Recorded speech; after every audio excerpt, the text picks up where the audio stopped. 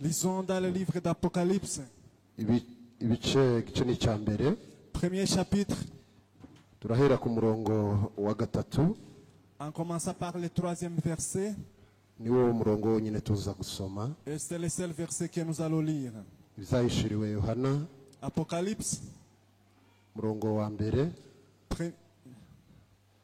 Premier chapitre. 3e verset. Hahirwa usoma amagambo y'ubuhanuzi, hahirwa n'abayumva bakitondera ibyanditswe muri bwo, kuko igihe ari kigufi. Amen. Amen.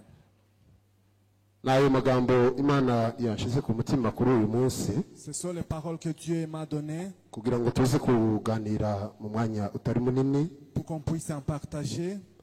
Nabashije kuyaheza umutwe w'ijambo. Je l'ai intitulé uvuga ngo hahirwa abagisoma bakacumva barangiza bakacitondera. et qui garde ces paroles. Hahirwa abasoma igitabo cy'ibyahishuwe Et ceux qui lisent l'Apocalypse barangiza bakacumva, et qui l'entendent, barangiza kucyumva après avoir l'entendu, bakacitondera. ils gardent ces paroles. Haleluya, Amen. haleluya. Amen. Hari abantu bahiri, Il y a ceux qui sont heureux. n'abantu basoma kino gitabo, Ce sont les gens qui lisent cette parole. n'abantu bumva ubu buhanuzi bwa kino gitabo, Ceux qui entendent cette prophétie. kandi byarangiza ntibarekere aho ngaho. Et ils n'arrêtent pas par là. Haleluya, Amen. bakitondera ubwo buhanuzi. Ils gardent cette prophétie. Nubwo tuza kuvuga amagambo asa n'abayeho maremare buke, Même si nous allons prolonger ces paroles. ariko ni ukugira ngo twexplique ukuntu abantu bahiriwe basoma kino gitabo. C'est une façon de montrer les gens qui sont heureux. Umwanditsi wa kino gitabo ni Yohana. Ces gens qui a écrit ces livres. Haleluya. Ubwacyo kibigaragaza kuko ari Yohana wanditse kino gitabo. Ces gens qui a écrit ce livre. Kandi uyu Yohana, Et les gens. Bibiliya ivuga kuko yari umuyuda. Jean était un juif. Kandi akaba umuyobozi wagaragaye cyane muri ariya matorero yo muri Aziya ntoya. Et il a été manifesté dans l'Asie mineure.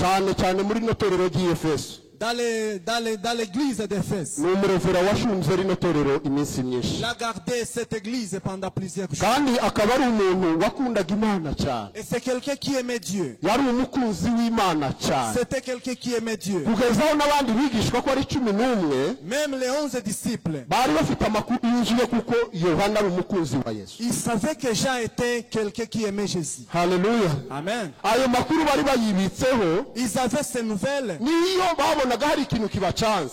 Même s'ils avaient quelque chose qui les hari igihe biyegerezaga Yohana ku ruhande, ils pouvaient approcher Jean bakamubwira ngo turabizi kuri inshuti ya Yesu, et lui dire que nous savons que ihangane utubarize uyu mugabo arashaka kutubwira iki. Va demander à Jésus qu'est-ce qu'il veut nous dire. Haleluya. Mu bintu byarangaga Yohana, ce qui caractérisait Jean, yakundaga Yesu. Il aimait Jésus. Haleluya. Amen. Ikindi cyamurangaga, une autre caractéristique, niwe wari mutoya mu ntumwa za Yesu il Kristo. était le moins âgé parmi les disciples. Kandi hari icyifuzo yagiraga mu mutima kitagira izindi ntumwa. Il avait une requête que d'autres disciples n'avaient pas. Iwe yagiraga icyifuzo, sa requête, cyo kuba nka Yesu Kristo. Il voulait être comme Jésus-Christ. Kandi inyigisho za Bibiliya zivuga ngo impamvu yagiraga icyo cyifuzo. Pourquoi il avait cette requête? Buriya abantu batoya bose bakiri bato, les personnes moins âgées, iyo bareba abakuru, lorsqu'ils voient les grands, bakabifuza kumera nkabo. Ils veulent être comme nawe icyifuzo yagiraga cyane mu buzima bwe bwa son souhait aussi, ni ukuba nka Yesu Kristo. Il voulait devenir comme Jésus-Christ. Haleluya. Amen. Haleluya. Alléluia. Reka tube turekeye ubuzima bw'iwaho ngaho. Laissons sa vie par là. Uyu nguyu niwe mwanditsi wa kino gitabo. Celui qui a écrit ce livre. Gusa icyitonderwa, quelque chose qu'il faut. Aya magambo yose mu byahishuwe sa ya Yohana. Tout ce qui est dans ce livre n'appartient pas à Jean. N'amagambo yahishuriwe ariko n'amagambo ya Yesu Kristo. Ce sont les paroles qui lui ont été révélées. Il écrivait ce que Jésus lui disait d'écrire aux églises. Haleluya. Amen. Il disait écris à cette église et ceci. Ce qu'il écrivait ne lui appartenait pas. Ça venait de Jésus-Christ. Haleluya. Amen. L'objectif de ce livre. hariho imigambi itanu Il y a 5 objectifs. ariko ndavuga ine Mais je vais dire seulement 4. kandi nayo nihuse cyane ndatekereza ko n'umwanya bampaye ntabutinda. Et je serai trop rapide. Haleluya. Amen.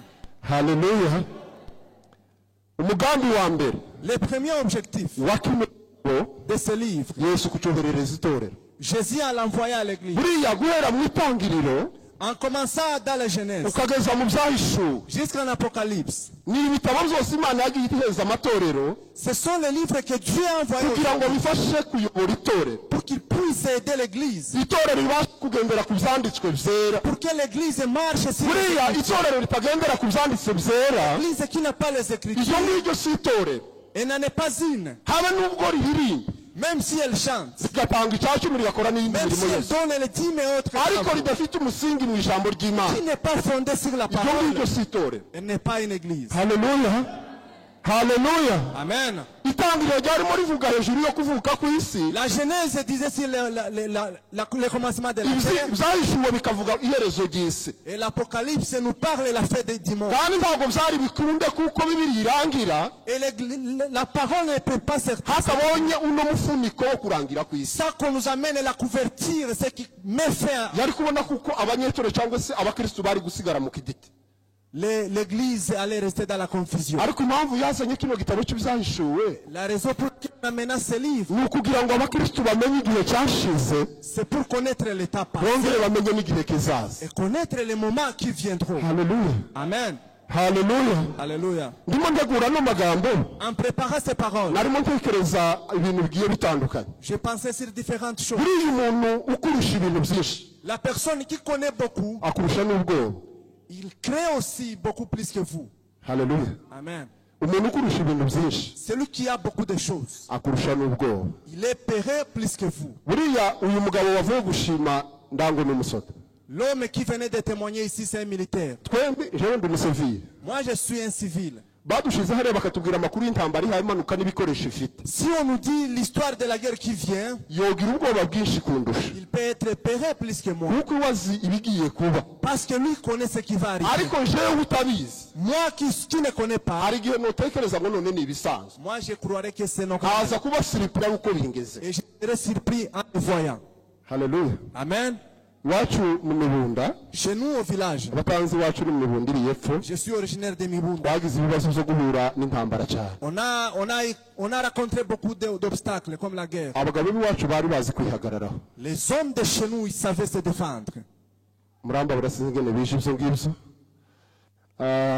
Noneho intambara iraba y'irungurungu Et la guerre, il y a des rungurungu. yari ikomeye. C'était tellement fort. Intambara yaguyemo ba Karaveri nimba bamwe Il y a bayiruka. des hommes qui sont tombés par là.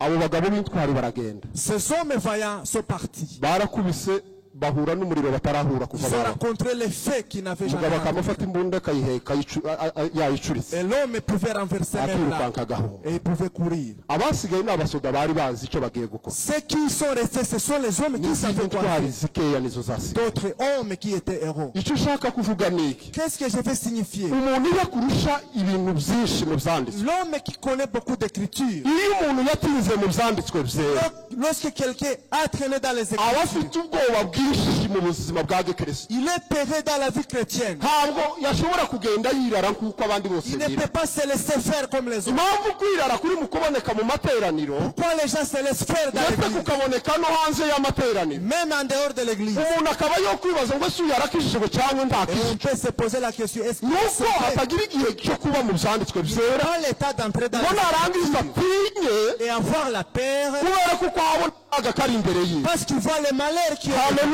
Amen. Impamvu ya mbere, Le premier objectif, haleluya, amen, ni ukwerekana amateka c'est montrer l'histoire, iyi si turimo. l'histoire du monde. Buriya wasomye neza ibyahishuwe, Lorsque vous lisez l'Apocalypse, umenya amateka y'ibihugu byayoboye isi kuva isi yaremwe vous connaîtrez les pays qui ont dirigé le monde dès le commencement kugeza kuri Amerika iyi ngiyi turimo ihayoboye. jusqu'aux États-Unis. Iyo wasomye ibyahishuwe gusa ukabitiramo, Lorsque vous lisez seulement ayo mateka woyamenya kandi neza. vous trouverez cette histoire. Haleluya. Amen. Haleluya. Amen. N'abantu bo hanze hanze nabo baza bayasoma kandi barayazi, Et les gens de l'extérieur aussi. ariko abanyabwenge b'isi bo ntaho baza bagaruka. Mais les sages du monde, ils s'arrêtent par là. akarusho ka kino gitabo cyo La spécialité de icyo kiza ce livre kirenguka kikavuga n'ubundi buzima buzaza parle aussi la vie à venir. kikaza kitubwira ngo nyuma ya buno Il buzima dit, après cette vie, nyuma y'aya mateka turimo après cette histoire, hari andi mateka tuzabamo il y a une autre histoire y'iteka ryose de l'éternité. noneho ayo mateka wamara kuya Et après avoir connu cette histoire, haleluya amen, ubwoba bukagutaha mu mutima vous devenez quelqu'un qui est perdu. ukaza ugenda nk'imfusha kandi ufite abana bose Vous buzuye commencez, vous vivez comme quelqu'un qui a perdu. ukishima ukishima wafushije Dans la joie, même si vous avez perdu, kubera kuko wabona uhagaze neza n'imana parce que vous êtes en bon terme avec Dieu. haleluya Amen. haleluya abakristu nibo bantu ba mbere Les chrétiens sont les hommes baza bakomera ku munsi mubi qui sont forts même dans les jours du mal. kandi impamvu bakomera ku munsi mubi Et pourquoi ils sont forts? ni uko baba bafite amakuru y'undi munsi C'est mwiza parce qu'ils savent qu'un autre jour viendra. haleluya Amen. haleluya Alléluia. iyo niwo mugambi wa mbere C'est ça l'objectif. niwo wa mbere wo kwandikwa kino gitabo L'objectif primordial de ce livre. haleluya Amen. ni ukutubwira amateka y'ino si turimo C'est nous raconter l'histoire de ce monde. hari abagabo bakomeye muri iyi si Il y a les hommes qui étaient forts dans ce monde. ariko baribagiranye Mais aujourd'hui, ils sont oubliés. habe n'abakomeye ubu nyine Même ceux qui sont forts aujourd'hui. nabo bazibagirana Et aussi, ils vont disparaître un jour. haleluya Amen. haleluya Alléluia. haleluya Amen. ariko ijambo cyangwa se iki gitabo cy'ibyahishuwe Mais ce livre d'Apocalypse kiza kitwigisha hejuru y'ubundi buzima nous tuzaba enseigne sur la vie à venir. kandi umuntu ufite amakuru y'ubwo buzima Et l'homme qui a les nouvelles de cette vie, ntiyo kwitwara uko yiboneye il ne peut pas se comporter comme il agira veut. uko aza avuga Il a la façon de parler, agira uko aza akora il a sa façon d'agir, agira uko abayeho il a sa façon de vivre. habe n'ubwo byogenda Peu importe ce qui habe n'ubwo isi yokwemeza ikintu kitemewe na même bibiri si le monde peut iwe comprendre, ntiyocyemera n'ubwo byogenda gutya lui n'accepterait pas kuko afite amakuru yuzuye parce qu'il a toute l'information. haleluya Alléluia. ijambo rya kabiri Deuxième point, iki gitabo kitwigisha c'est que ce livre nous enseigne. harimo udutere tusa nk'aho ari nka dutatu Il y a 3 tirets. akambere Le premier, katwigisha kuyobora itorero il nous enseigne à diriger l'église. haleluya Amen. iki gitabo kitwigisha kuyobora itorero Ce livre nous enseigne à orienter ou diriger l'église. cyarangiza kikaritera imbaraga Et après, il nous fortifie.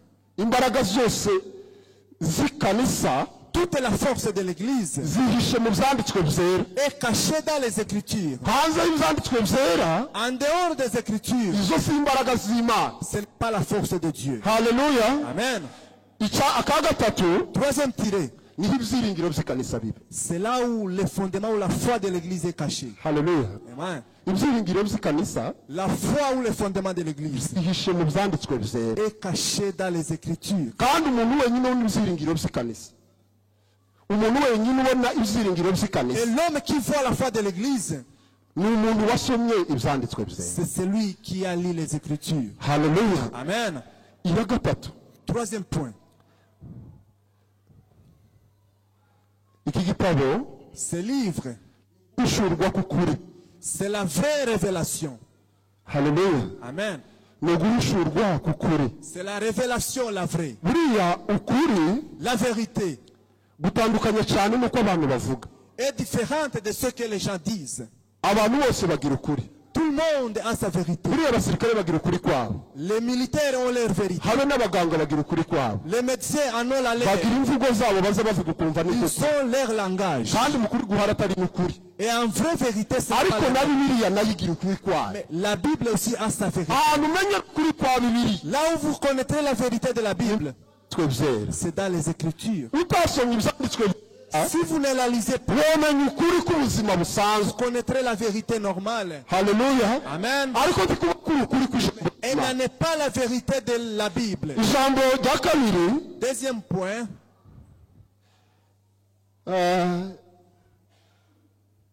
iravuga ngo cyatangiwe by'umwihariko ku bazabaho mu gihe cy'imperuka elle a été donnée pour les gens qui vivront dans les derniers moments.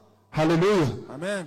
nicyo iki gitabo cyatangiwe C'est la raison pour laquelle ku bantu bazabaho pour les gens qui seront vivants mu gihe cy'imperuka pendant les derniers jours, bazabashe kumenya amateka y'ibyahise qu'ils puissent connaître le passé nibarangiza bagaruke nanone bamenye n'amateka y'ibiza et qu'ils connaissent aussi ce qui va kugira arriver, ngo babashe kumenya uko bitwara pour connaître comment il faut se buriya ubu bwoba abantu benshi bafite Si les gens sont opérés aujourd'hui, si ubwa none ça ne commence pas aujourd'hui. haleluya Amen. habe n'umutima mubi abantu benshi bafite Même les mauvais cœurs que les gens ont aujourd'hui, ntabwo ari uwa none ça ne commence pas aujourd'hui. abantu uko baratekereza ngo ejo hazaba hameze gute Les gens pensent, qu'est-ce qui va arriver demain? yaba yari afite amadolari 10 S'il a $10, akaba atotekereza kuyasangira na mugenzi we ngo azayageje partager avec son prochain. siko biza bigenda N'est-ce pas ça? abantu bakarunda amafaranga menshi mu mabanki Les gens gardent beaucoup atari uko d'argent. bahaye batinya uwo munsi w'ubu Pas parce qu'ils n'ont pas peur de ariko choses. baravuga ngo ejo ahari twejeje guzose C'est peut-être demain ubwoba bwinshi bukabataha et la peur. ariko abantu bazi amakuru y'ejo Mais les gens qui savent l'histoire de demain, haleluya baza bagenda neza ils marchent correctement. iki gitabo nacyo iri mu mpamvu yatumye gitaha Ce livre aussi a ni été ukugira ngo uzamenye ejo hawe c'est pour connaître votre nurangiza vie umenye uko witwara et connaître comment vous allez vous comporter. haleluya Amen. haleluya turabisanga cyangwa se dusome muke Lisons un peu muri Zefaniya dans le livre des igice cya mbere n'umurongo wa 14 premier chapitre, verset 14 turangize 18 jusqu'au 18. bahenze mikrofone bofise Bon fils va nous dire. niturangiza dusome tugende gahoro Et nous allons aller lentement. mwumve amakuru y'umunsi w'imperuka Écoutez l'histoire du dernier jour. nubwo abantu barangaye Même si les gens sont distraits, nakeneye ngo uyu munsi j'ai souhaité qu'aujourd'hui, byibuze wongere kandi utekereze on puisse penser. uvuge ngo si ubu nyine Tu vas te poser la question. ubu nyine tuhaye tuvuga Pendant que nous parlons, imana ishizeho iherezo si Dieu m'était fait, ni ubuwande je serais pour qui? haleluya Amen. buriya umukristo udatekereza hejuru y'iherezo ryiwe Les chrétiens qui ne pensent pas sur sa fin, sinzi ikintu azatekereza mu buzima bwiwe bwa je buri ne sais munsi pas si ces pensées sont réelles. umwanya munini ni wo gutekereza ngo se ndangije none Le grand moment, il faut se poser la question. ni ubuwande Si je mourais aujourd'hui, haleluya j'appartiendrais à qui? nasome ahereye ku murongo wa 14 Chapitre 14. usome bibiliya yera soma Some mu gitabo cya Zefaniya yego Sophonie. igice cya mbere umurongo w'14 Bibiliya iravuze ngo umunsi ukomeye w'Uwiteka uri bugufi yego ndetse umuhindo wawo ugeze hafi kandi urihuta intwari irataka inyenyeri we yego uwo munsi ni umunsi w'uburakari ni umunsi w'amakuba ni umunsi w'umubabaro ni umunsi wo kurimbura no kwangiza ni umunsi urimo umwijima n'ibihu ni umunsi w'ibicu by'umwijima w'icuraburindi ni umunsi wo kuvuza impanda n'induru bivugira mu midugudu n'ibihome n'iminara miremire nzihebesha abantu bagende nk'impumyi kuko bacumuye ku Uwiteka kandi amaraso yabo azaseswa nk'umukungugu n'imibiri yabo itabwe nk'amayezi ifeza zabo n'izahabu zabo ntabwo bizabasha kubakiza ku munsi w'uburakari bw'Uwiteka ahubwo igihugu cyose kizatsembwa n'umuriro utewe no gufuha kwe kuko azatsembaho abatuye mu gihugu bose biteye ubwoba amen amen bwana sifiwe Amen. bwana sifiwe Alléluia. haleluya Amen. jewe bari mureba amateraniro Moi qui voyais l'assemblée, hari bamwe batari kuba bategera certains n'entendaient pas kandi impamvu ntayo nzi et je ne connais pas l'objectif. bwana sifiwe Amen. haleluya nyuma yo kurya no guhaga Après avoir mangé, hari umunsi uzatera isi il y a un jour. haleluya Amen. haleluya Alléluia. nyuma yo kurya no guhaga Après avoir mangé et se nyuma yo rassasier, kubaho ubuzima twifuza après avoir vu comme nous avons cyangwa fait, se ubwo tutwifuza ou ce que nous ne souhaitons kuko pas. muri iyi si Parce que dans ce monde, twese ntabwo tuzogera ku byo twifuza nous n'allons pas atteindre nos objectifs. kuko twese tubaye abafande Si nous tous nous devenons des généraux, amayisikoti ntiyoboneka on n'aura pas de garde du corps. siko bimeze N'est-ce pas ça? hagomba kuboneka abantu bakuru Nous devons avoir les commandants abandi bakabafurira. Et d'autres vont les aider à faire la propriété. Hallelujah. Amen. Ibyo byo tukiri mu isi Pendant que nous sommes ici-bas, bizabura kubaho. ça ne manquera jamais. Hagomba kuzaboneka abantu bafite amafaranga Il faut qu'il y ait des richards n'abandi batayafite et d'autres qui n'en ont pas. kugira ngo batayafite baze gukorera abayafite. Pour que ceux qui n'ont pas d'argent, Ibyo byo ni ubuzima busanzwe buzabaho kugezageza ça dupfa. c'est normal jusqu'à la fin du monde. Ariko Bibiliya yatubwiye Mais la Bible nous a dit, yavuze ngo uyu munsi w'Uwiteka ukome le jour de l'Éternel vient, ngo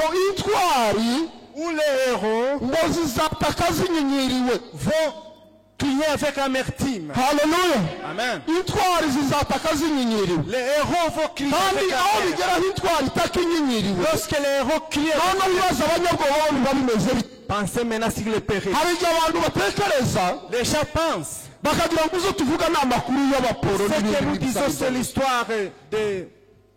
ariko hazaba umunsi Mais un jour, intwari ngo zizutaka zinyinyiriwe. les héros vont crier. nishake reka mvuga ko kwenyine gusa. Je vais dire ceci. Haleluya. Amen. Haleluya. Amen. ibi byose turuhira Tout ce que nous faisons, aya mafaranga tubitse muri konti l'argent que nous cherchons, uwo munsi azatakaza agaciro ça n'aura pas de ngo valeur. nta kintu na kimwe azabasha kudukorera. Ça ne fera rien. ubu butunzi twibitseho La richesse que nous gardons, buri mu gutuma tuzamura ibitugu qui fait que nous puissions monter les maisons. ugasanga wirata ku bandi bantu Tu deviens hautain. ukivugisha abandi bantu ngo ufite Tu amafaranga ne salis plus les gens. ufite imirimo myiza Ça nous aide. ariko bizagera igihe Mais un jour, ibyo byose bizaba expire tout cela sera expiré. bigatakaza agaciro imbere y'Imana. Ça perdra la valeur. ibyo abantu bazaba basigaye gusa ari abanyamahirwe. Écoutez ceux qui seront. aho ngaho niho turangirije C'est là où nous allons niturangiza twicare. et nous allons nous asseoir. Haleluya. Amen. Haleluya. Haleluya. Alléluia. abanyamahirwe basigaye gusa Les héros bazaba bahari kuri uwo munsi qui seront ce jour-là, si abantu bitwaye neza hano ku mafaranga, pas les gens qui se sont bien comportés avec si l'argent. abantu bahagaze neza mu mabanki, Ce ne sont pas ceux qui ont beaucoup n'abantu bahagaze mu mirimo neza mu gihugu. de bons postes. abo ngabo Ceux-là, twese tuzoba turi kimwe. nous serons les mêmes. ibyo kuzanaho ngo uyu nguyu cyangwa uyu nguyu bizaba byashira. Dire que je suis tel ou tel, ça n'aura pas de Alléluia. valeur ce jour-là. identite gusa izaba isigaye La seule identité kugira ngo witwe umunyamahirwe. pour être erré, tuyisanga mu gitabo cya zaburi. nous trouvons cela en Psaume. bumvise nakomeza dusomere Va continuer à nous igice aider. cya mbere Premier chapitre, aba akomeze ndamubwira aza guhagararira. il va continuer. abo ngabo nibo bonyine gusa bahiriwe imbere y'Imana. Ils sont errés ce jour-là. haleluya. Haleluya. kandi iyo tuvuga guhirwa Et lorsque nous disons erré, bitandukanye n'umunezero. se différent de la joie. buriya umuntu unezerewe Celui qui a la joie cyangwa se umunezero ou la joie, ni igikorwa kiva ku marangamutima. c'est quelque chose qui vient des umunezero émotions. uva ku marangamutima gusa. La joie vient des ariko émotions. guhirwa Mais être erré, uburyo bumeze definisiyo la définition, ni ukugera mu bihe byiza c'est être dans les bons moments wasezeranijwe n'Imana. qui vous ont été promis. none ukaba uri mu gihe Ou être dans les moments Imana yagusezeranijemo. que Dieu vous a promis. uwo muntu niwo bita ngo arahiriwe. C'est cette personne qui umuntu est uri mu gihe Imana yamuhamagariye qui gukora. est dans les moments que Dieu nimba vous a... Imana yaraguhamagariye kuririmba Si Dieu vous a appelé à chanter warangiza ukaba uri umuririmbyi et que vous êtes un chant, urahiriwe muvandimwe. tu es erré. Imana nimba yaraguhamagariye kuba umuhanuzi Si Dieu vous a appelé à être ukaba uri umuhanuzi et que tu es prophète, nanone urahiririwe. tu es erré. nimba yaraguhamagariye kuba umucuranzi Si tu es un pianiste ukaba uri umucuranzi, et que tu l'es, haleluya, Amen. uwo muntu niwo bita ngo arahiriwe. c'est ce qu'on appelle être erré. haleluya. Alléluia. ariko si umuntu wishimye. Mais il est différent de celui qui est dans niyo la joie. twabonye akazi tuba twishimye Même si nous sommes dans la joie, kandi ni munsi wagera bakatwirukana. et un jour on peut nous chasser. ariko abantu turangirijeho Mais nous allons finir. bwana Yesu asifiwe. Haleluya. abantu bahiriwe Ceux qui sont errés, bazaba bishimye kuri wa munsi qui seront errés ce jour-là, ubwo intwari zizaba zirimo zitaka lorsque les héros vont kandi crier zigataka ngo zinyinyiriwe. avec amertume, uwo munsi akaba ari umunsi wo kurira c'est cela les jours ndetse no kuboroga de cris no guhekenya amenyo. et de grincements. abantu bose batuye isi Tout le monde barimo bashakisha aho bahungira amaso y'Imana va bakahabura. chercher où se réfugier. haleluya. Haleluya. icyo gihe ngo abantu bazaba bahiriwe Ceux qui seront errés, n'abadusomera hariya gira tuze on va gukurikirana. nous les lire. karibu gusoma data. some zaburi igice cya mbere duhereye ku murongo wa mbere. soma so. ijambo riravuga ngo hahirwa umuntu udakurikiza imigambi y'ababi yego ntahagarare mu nzira y'abanyabyaha ntiyicarane n'abakobanyi ahubwo amategeko y'Uwiteka niyo yishimira kandi amategeko ye niyo yibwira ku manywa na nijoro. Uwo azahwana n'igiti cyatewe hafi y'umugezi cyera imbuto zacyo igihe cyaco, ibibabi byaco ntibyuma, cyazakora cyose kizamubera cyiza. Amen. Amen. Bwana sifa. Alléluia. Twasoje. Nous sommes à la fin. Hallelujah. Amen. Hallelujah. Abantu bahiriwe. Ceux qui sont heureux. Bwana Yesu asifiwe. Amen. Bwana Yesu asifiwe. Abantu bonyine bahiriwe. Les seules personnes qui sont heureuses n'abantu badakurikiza imigambi sont y'abantu. les gens qui ne marchent pas dans les conseils des méchants, Yicarane n'abakobanyi. qui ne s'assient pas avec les moqueurs. Abakobanyi ni abanyarwenya. Les moqueurs, ce sont les gens qui blaguent beaucoup. Kandi abantu benshi Et beaucoup de gens, bakunze gushirira aho hantu. ils perdent la vie par là. Buriya urwenya si rwiza cyane. La blague n'est pas du tout bonne. Umukristo mwiza Un bon chrétien nta rwenya agomba kugira. ne devrait être. Buriya wagize urwenya uri Si tu es umukristo. quelqu'un qui blague beaucoup, Abantu bari baje mu ijuru. les gens qui se dirigent au Abashaka amahirwe yo mu bihe by'imperuka. ceux qui cherchent à être, Iyo baraza nabo bagomba kuyisohokamo. ils doivent sortir par là. Haleluya. Amen. Abantu birinda izo zose bavuye gusoma haruguru. Ceux qui se protègent contre ces choses, Bibiliya yavuze ngo ibyo bazakora byose. tout ce qu'ils feront, Haleluya. Amen. Ibyo bazakora byose Tout ce qu'il fera, ngo bizababera byiza. lui réussira. Bene data bavandimwe, Chers amis, ijambo ry'Imana ryatubwiye uyu munsi la parole nous dit ce ryatubwiye jour, ngo abantu barahiriwe. les gens qui sont heureux. Haleluya. Amen. Hahirwa abasoma amagambo ya buno buhanuzi. Et ceux qui lisent, et Hahirwa n'abayumva bakarangiza bakayitondera. ceux qui entendent, Aravuga ngo kuko igihe ari kigufi. parce que le temps Igihe ni kigufi bene data. est limité. Mureke twitware nk'uko Imana ishaka ko twitwara. Nous selon la Tugerageze gushakashaka uko twamenya ibyo Umwami ashima. cherchons à connaître ce Muri que turangiza ari byo dukora byonyine. c'est ce que nous faisons Kugira ngo wa munsi pour que ce jour, tureke kuzitwa abanyabuhanya. nous ne soyons pas Biragatsindwa n'Imana. qui soit Kumara imyaka tumaze mu itorero passé toutes ces années twarangiza tukazaba muri lisite y'abanyabuhanya. et être parmi les malheureux, Biragatsindwa n'Imana. que ce soit puni de Tuzitwa pasiteri. être pasteur. Hano mu isi bakanyita pasiteri. On vous appelle pasteur, Ariko ijuru ritanyita pasiteri. mais le ciel ne vous considère pas. Biragatsindwa n'Imana Ils sont maudits de l'éternel. kwitwa umunyamasengesho hano mu isi. Être un intercesseur, Ariko ijuru ritakuzi mais nk'umunyamasengesho. le ciel ne vous connaît pas comme Haleluya. pasteur. Haleluya. Amen. Mureke bene data. Je vous demande, Amahirwe ni aya ngaya. la chance est, Iyo umuntu akiri mu mubiri lorsque vous êtes dans aba le ciel, agifite amahitamo vous avez le choix yo guhitamo kubaho mu mahirwe y'ijuru de choisir à être au ciel cyangwa se ukazakorwa n'isoni imbere y'Imana. ou être malheureux ce jour-là. Umwanya ni uyu nguyu C'est ça le moment wo gushaka uko twakora neza de faire le bien, tukava muri abaraza y'abo bantu de quitter ces conseils. twarangiza ku manywa na nijoro Et après nuit et jour, tukagenda twibwira amategeko y'Imana. nous allons méditer sur les lois de Twarangiza l'Éternel. kukwibwira amategeko y'Imana Après qu'on se dise ces lois, bikazadufasha kwitwara neza muri iyi si ça va nous aider à nous kugira ngo comprendre tuzabashe kwitwara abanyamahirwe. pour qu'on puisse. Ijambo ry'Imana ridufashe kandi ritugirire neza. La parole vous aide. Amen. Amen.